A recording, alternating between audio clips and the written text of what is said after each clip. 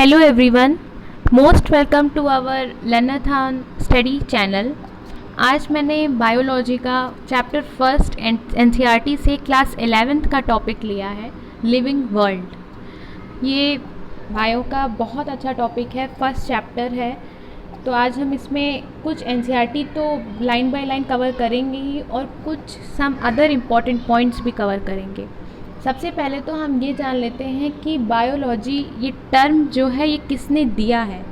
ये biology term किस scientist का दिया हुआ है। बायोलॉजी टर्म सर ट्रीवियनस और लैमार्क का दिया हुआ है। ट्रीवियनस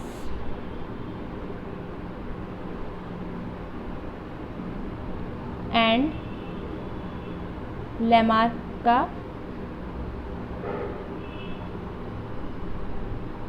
दिया हुआ है। और बायोलॉजी की 3 ब्रांचेस हैं। ब्रांचेस में माइक्रोबायोलॉजी, बॉटनी और जूलॉजी आता है। माइक्रोबायोलॉजी के फादर सर लुईस पैस्चर हैं और जूलॉजी के फादर सर एरिस्टोटल हैं। फादर ऑफ बॉटनी और botany we can say both sir Theophrastus हैं। सर एंटोनी वॉन ल्यूवेनहोएक, इन्होंने डिस्कवरी की थी लिविंग सेल की डिस्कवरी की थी। आज हम लोग सबसे पहले तो ये जानेंगे कि व्हाट इज़ लिविंग होता क्या है, लिविंग बीइंग का क्राइटेरिया क्या है। ग्रोथ और development. First criteria of the living being is growth and development, reproduction, metabolism and consciousness. ये सब हम एनसीईआरटी में कवर करेंगे लाइन बाय लाइन कैसे क्या होता है। आइए let's start now. How wonderful is the living world. कितना वंडरफुल हमारा लिविंग वर्ल्ड है। The wide range of living types is amazing. Living type का जो बहुत वाइड रेंज है, कितने बड़े रेंज में लिविंग बींग्स लिविंग कई तरह में फैला हुआ है। The extraordinary habitats in which we find living organisms, be it cold mountains, deciduous forest, oceans, fresh water lakes, deserts और hot springs, leave us speechless. हमारा जो नेचुरल हैबिटेट है, जो बहुत एक्स्ट्रा ऑर्डिनरी है, ये जिसमें हम सब रहते हैं, लिविंग ऑर्गेनिज्म पाए जाते हैं, वहाँ पे कई तरीके का ऐसा वंडर है जिसे देखकर हम स्पीचलेस हो जाते हैं। The beauty of a galloping horse, of the migrating birds, the valley of flowers और the attacking shark evokes awe and a deep sense of wonder. The ecological conflict and cooperation among members of a population and among populations of a community, or even the molecular traffic inside a cell, make us deeply reflect on what indeed is life. This question has 2 implicit questions within it. The first is a technical one and seeks answer to what living is as opposed to the non-living, and the second is a philosophical one and seeks answer to what the purpose of life is. As scientists, we shall not attempt answering the second question. We will try to reflect on what is living. Living क्या है, इसी में हम जानेंगे कि इस first paragraph में जो क्वेश्चंस पूछे गए हैं उस सब का आंसर हम इस पूरे टॉपिक में देंगे। So let's start.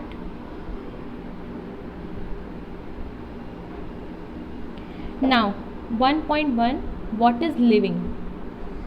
When we try to define living, जब हम लिविंग को डिफाइन करने की कोशिश करते हैं, we conventionally look for distinctive characteristics exhibited by living organism. तो हम डायरेक्टली ऐसे कैरेक्टरिस्टिक्स की तरफ देखते हैं, ऐसे गुणवत्ता की तरफ देखते हैं जो लिविंग ऑर्गेनिज्म के द्वारा एग्जिबिट करती है। Growth, reproduction, ability to sense environment and mount a suitable response come to our mind immediately as unique features of living organism. जैसे मैंने अभी बताया था कि लिविंग का क्राइटेरिया होता है ग्रोथ, रिप्रोडक्शन, एबिलिटी इन्वायरमेंट को सेंस करने की, mount and a suitable response come to our mind immediately, और हमारे माइंड में जो तुरंत चीज़ों को देखकर, एक अनोखे फीचर्स को देखकर आता है, वही लिविंग ऑर्गेनिज्म का यूनिक फीचर है। One can add a few more features like metabolism. कोई भी मेटाबॉलिज्म की तरह कई अलग अलग नए नए फीचर्स ऐड कर सकता है। मेटाबॉलिज्म हम सब जानते हैं, मेटाबॉलिज्म में एनाबॉलिक कैटाबॉलिक आता है, जिसमें ब्रेक डाउन और सिंथेसाइज होता है बॉडी में। एबिलिटी टू सेल्फ रिप्लिकेट, खुद को रिप्लिकेट करना यानी रिप्रोडक्शन करने की क्षमता। सेल्फ ऑर्गेनाइज, खुद को डेवलप करना। Interact and emergence to this list. Let us try to understand each of this. अब हम इन सारे क्राइटेरिया को एक एक करके समझेंगे। ऑल लिविंग ऑर्गेनिजम्स ग्रो, हर लिविंग ऑर्गेनिज्म ग्रो करता है। Increase in mass and increase in number of individuals are twin characteristics of growth. Mass में ग्रो होता है मीन्स उसका वेट बढ़ता है, नंबर में ग्रो करता है मीन्स रिप्रोडक्शन करता है। Twin character of growth, growth का दो कैरेक्टर शो करता है। A multi cellular organism grows by cell division. जो मल्टी सेलुलर ऑर्गेनिज्म है ये सेल डिवीजन के थ्रू ग्रो करता है। जो मल्टी सेलुलर ऑर्गेनिज्म है ये सेल डिवीजन के थ्रू ग्रो करते हैं। इन प्लांट्स में this grow by cell division occurs continuously. Plant में ये ग्रो सेल डिवीजन के थ्रू होता है, सेल डिवीजन के द्वारा होगा, जो लगातार होता चला जाता है उनके पूरे लाइफ स्पैन के साथ। लेकिन इन एनिमल में ऐसा नहीं होता। This growth is seen only up to a certain age. Animals में ये ग्रोथ सिर्फ कुछ एज तक लिमिटेड होती है, कुछ एज तक ही हमें देखने को मिलती है। However cell division occurs in certain tissues to replace lost cell. Cell division कुछ टिश्यूज़ में होता है, जो सेल्स लॉस्ट हो चुके हैं, डैमेज हो चुके हैं या रप्चर्ड हो चुके हैं, उसको रिप्लेस करने के लिए टिश्यूज़ का डेवलपमेंट होता है, सेल डिवीजन होता है बॉडी में। Unicellular organisms also grow by cell division. जो सिंगल सेल ऑर्गेनिज्म होते हैं ये भी सेल को डिवाइड करने के थ्रू डेवलप करते हैं। सेल डिवीजन हम सब जानते हैं दो टाइप का होता है, मिटोसिस और मियोसिस। ये इसकी भी वीडियो में लेके आऊँगी आगे। One can easily observe this in vitro cultures by simply counting the number of sales under the microscope. Number of cells under the microscope. In majority of higher animals and plants, growth and reproduction are mutually exclusive event. जब हम लोग higher plant और animal की majority को देखेंगे तो जो growth और रिप्रोडक्शन होता है वो बहुत एक्सक्लूसिव होता है। मतलब प्लांट में अलग, एनिमल में अलग रिप्रोडक्शन होगा, जिसमें हमें काफ़ी वेरिएशन देखने को मिलता है। One must remember that increase in body mass is considered as growth. हर किसी को ये ज़रूर याद रखना चाहिए, एक चीज़ इस टॉपिक में ये याद रखना है हम लोगों को कि जो बॉडी मास है वो ग्रोथ को कंसिडर करता है। मतलब बॉडी का मास इंक्रीज हो रहा है मतलब ग्रोथ हो रही है, ऐसा मान के चला जाता है लिविंग में। Non living object also grow if you take increase in body mass. लेकिन अगर हम ऐसा लेते हैं कि ग्रोथ में बॉडी मास इंक्लूड है, मतलब बॉडी मास हो रहा है तो ग्रोथ हो रहा है और ये लिविंग है, अगर ये क्राइटेरिया हम यूज़ करेंगे लिविंग को डिस्क्राइब करने के लिए तो हम ऐसा नहीं कर सकते। आगे देखिए लिखा हुआ है कि जो नॉन लिविंग ऑब्जेक्ट्स होते हैं, ये ग्रो करते हैं, ये भी ग्रो करते हैं। अगर हम बॉडी मास का इंक्रीमेंट लेंगे तो ये ग्रोथ की क्राइटेरिया के लिए सुटेबल नहीं है। Mountains, boulders and sand mounds do grow. Even mountains, sand, ये सारी चीज़ें भी ग्रो करती हैं, सैंड ड्यून्स बन जाते हैं डिपोजिशन से, इसका भी मास और हाइट बढ़ता है। However, this kind of growth exhibited by non-living object is by accumulation of material on the surface. इस तरह की ग्रोथ नॉन लिविंग ऑब्जेक्ट के द्वारा इज बाय एक्यूमुलेशन इकट्ठा होने के द्वारा मटेरियल इकट्ठा हो जाता है। अभी मैंने बताया कि इनके सरफेस पे मटेरियल्स एक्यूमुलेट हो जाते हैं, इकट्ठा हो जाते हैं और इनका मास हाइट इंक्रीज कर जाता है। In living organism growth is from inside. Living organism में जो ग्रोथ होती है वो अंदर से होती है।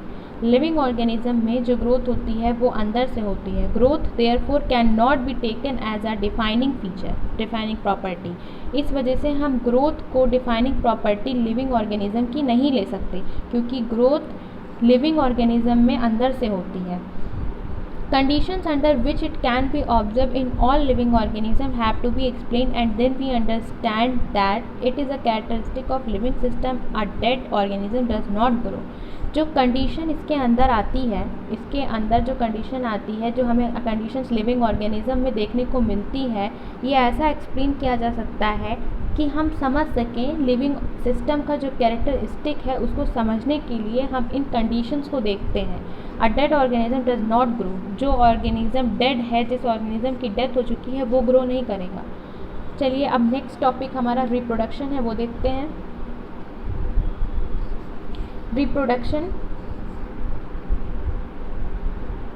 Reproduction likewise is a characteristic of living organism. Reproduction भी उसी तरह से लिविंग ऑर्गेनिज्म का एक कैरेक्टरिस्टिक है जैसे ग्रोथ है। In multi cellular organisms, multi cellular organism में, मल्टी सेलुलर यानी कई सेल से बने हुए organisms, reproduction refers to the production of progeny possessing features more or less similar to those of parents.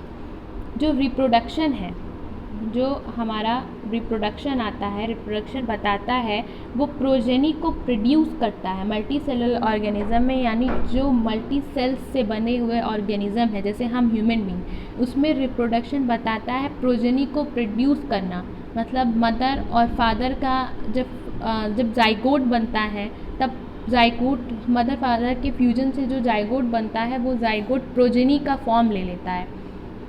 Possessing features more or less similar to those of parent, और वो ऐसे features को possess करता है जिसमें ज़्यादा और कम दोनों होता है। पेरेंट्स का ज़्यादा और कम दोनों फीचर आ सकता है।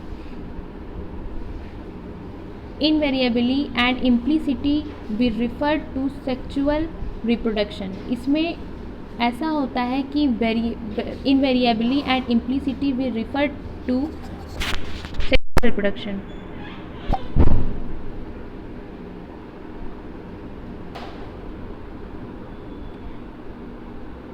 इनवेरिएबल एंड इम्प्लिसिटी, जो इनवेरिएबली और इम्प्लिसिटी होता है ये सेक्सुअल रिप्रोडक्शन से रिलेटेड है, सेक्सुअल रिप्रोडक्शन से होता है। हम इसको सेक्सुअल रिप्रोडक्शन की तरफ रिफ़र करेंगे। Organisms reproduce by A sexual means also, जो ऑर्गेनिज्म ए सेक्सुअली रिप्रोड्यूस करते हैं उसका भी मतलब है। यहाँ पे एक पॉइंट है सेक्सुअल रिप्रोडक्शन और ए सेक्सुअल रिप्रोडक्शन। सेक्सुअल रिप्रोडक्शन वो होता है जहाँ पे मदर और फादर, मतलब टू पेरेंट्स, मतलब जहाँ पे पेरेंट्स का फ्यूजन होगा, दो लोगों का फ्यूजन जहाँ पे होगा, मदर और फादर का, और फिर जो प्रोजेनी बनेगा ये सेक्सुअल रिप्रोडक्शन होगा। और जहाँ ए सेक्सुअली प्रोजेनी बनेगा मतलब उसमें एक ही इन्वॉल्वमेंट होगा या उसमें सिर्फ एक का इन्वॉल्वमेंट होगा, वहाँ पे ए सेक्सुअल रिप्रोडक्शन होगा। लाइक अमीबा, जैसे अमीबा में ए सेक्सुअल रिप्रोडक्शन होता है। Fungi multiply and spread easily, fungi multiply करता है और आसानी से फैलता है due to the millions of asexual spores they produce.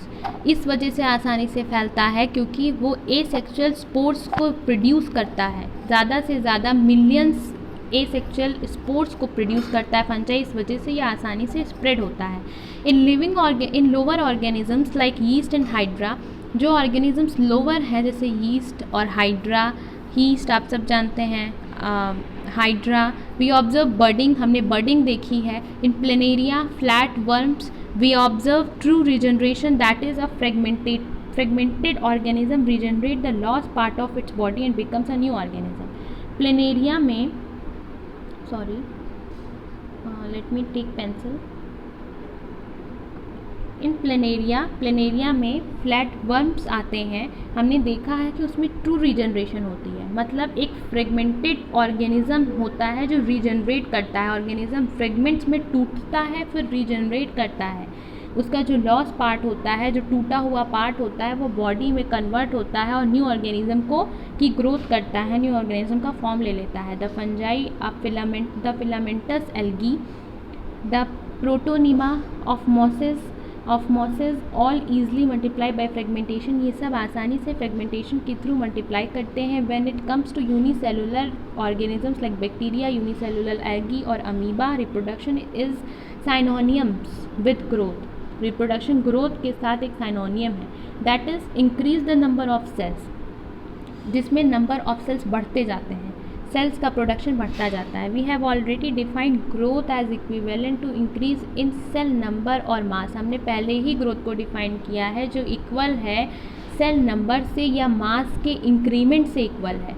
Hence we notice that in single celled organism, तो हमने नोटिस किया कि एक single celled organism, unicellular organism, we are not very clear about the usage of these two terms. हम इन दोनों term से अभी भी पूरा क्लियरेंस हमें नहीं मिला है। ग्रोथ और रिप्रोडक्शन से अभी भी हमें लिविंग बीइंग का क्राइटेरिया का पूरा क्लियरेंस नहीं मिला। फर्दर आगे देयर आर मेनी ऑर्गेनिजम्स, यहाँ बहुत से ऑर्गेनिजम्स हैं विच डू नॉट रिप्रोड्यूस, जो रिप्रोड्यूस नहीं करते, like mules, sterile, worker bees, infertile human couples etcetera.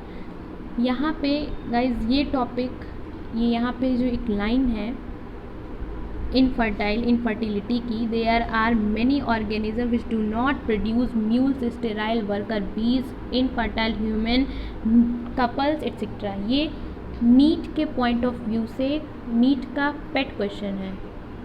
ये क्वेश्चन नीट का पेट क्वेश्चन है, मोस्ट इम्पॉर्टेंट क्वेश्चन है कि कौन कौन से ऐसे ऑर्गेनिजम्स हैं जो रिप्रोड्यूस नहीं करते हैं लेकिन लिविंग हैं। Hence reproduction also cannot be an all inclusive defining characteristic of living organism। तो इसी तरह से रिप्रोडक्शन को भी हम लोग नहीं ले सकते कि ये डिफाइनिंग फीचर है, मुख्य फीचर है, मेन फीचर है जो लिविंग ऑर्गेनिज्म के कैरेक्टरिस्टिक को बताता है। Of course no living being is capable of reproducing और रिप्लिकेटिंग बाय इटसेल्फ। बिल्कुल कोई भी नॉन लिविंग ऑब्जेक्ट कैपेबल नहीं होता रिप्रोड्यूस करने के या खुद को मल्टीप्लाई करने के लिए, यानी रिप्लिकेट करने के लिए।